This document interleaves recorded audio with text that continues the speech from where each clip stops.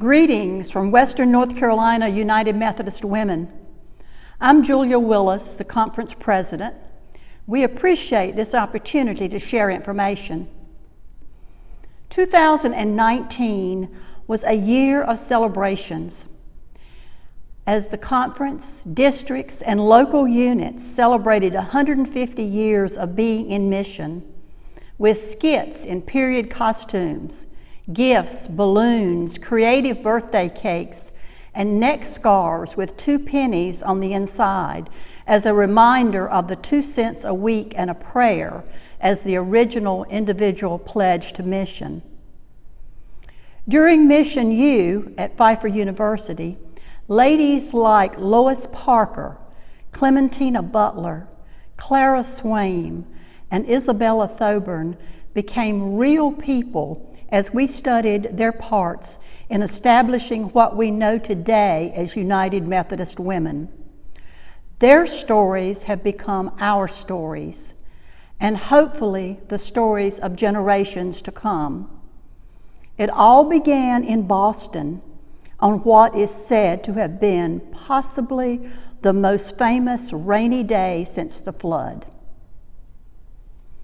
What began over 150 years ago with 8 ladies' mission in one country has grown to over 800,000 members, supporting 121 programs in 110 plus countries, supporting 8 regional missionaries, and serving 92 national mission institutions. Within the U.S., our mission giving supports women and children in 37 states, Washington, D.C., and Puerto Rico. Among those are 5 in Western North Carolina. We continue to break barriers, offer educational opportunities, and address oppression for those without a voice.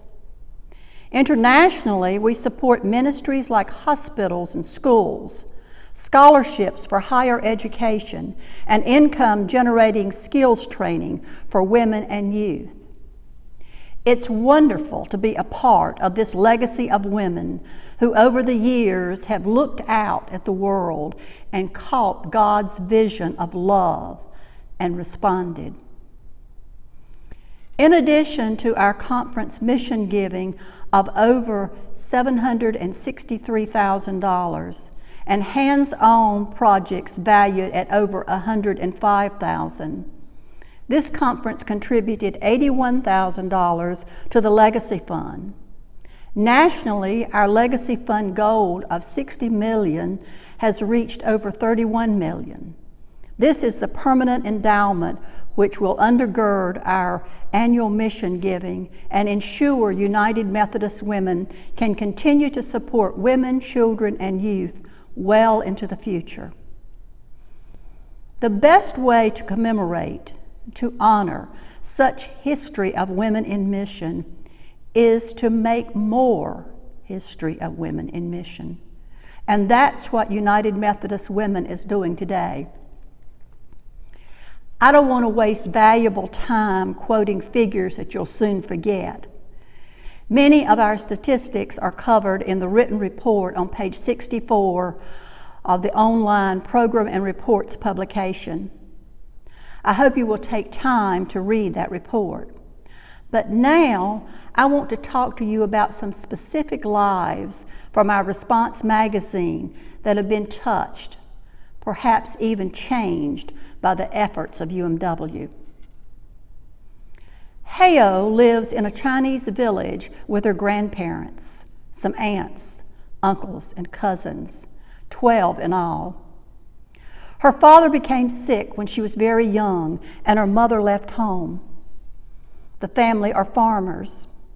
She rides a train up to 2 hours to get to the University of Girls, where she studies music.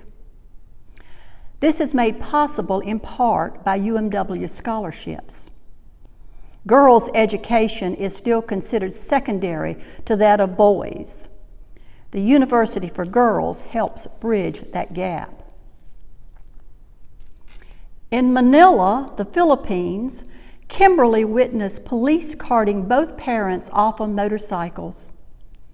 Both bodies were found, and it took several days for Kimberly to come up with the money to retrieve their bodies from the local funeral home to provide a proper burial.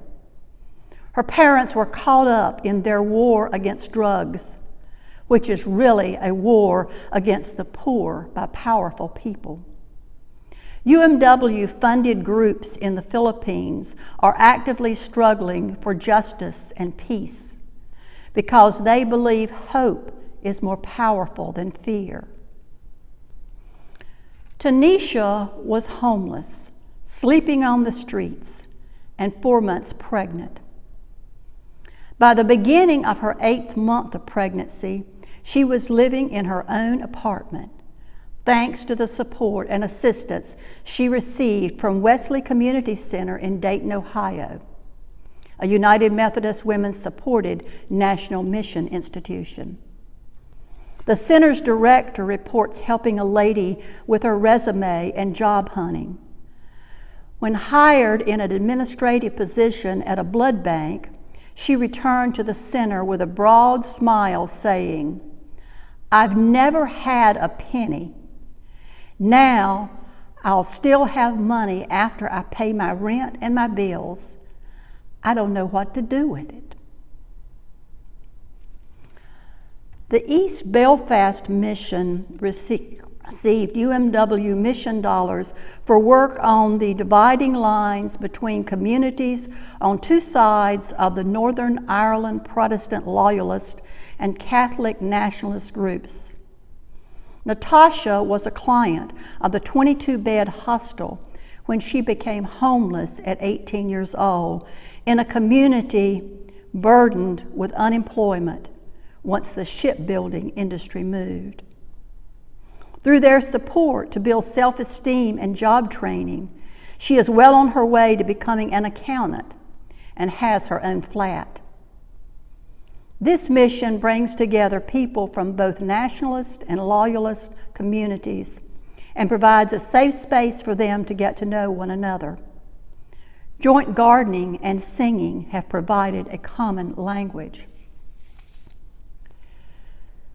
United Methodist women are familiar with uncomfortable subjects since our foremothers sought to tackle aid for females in India in 1869, to a fight to eliminate lynching, promoting women clergy, bringing awareness to domestic violence and human trafficking, intervention in the school to prison pipeline, speaking out on climate justice, maternal and child health, criminalization of communities of color, and economic inequality.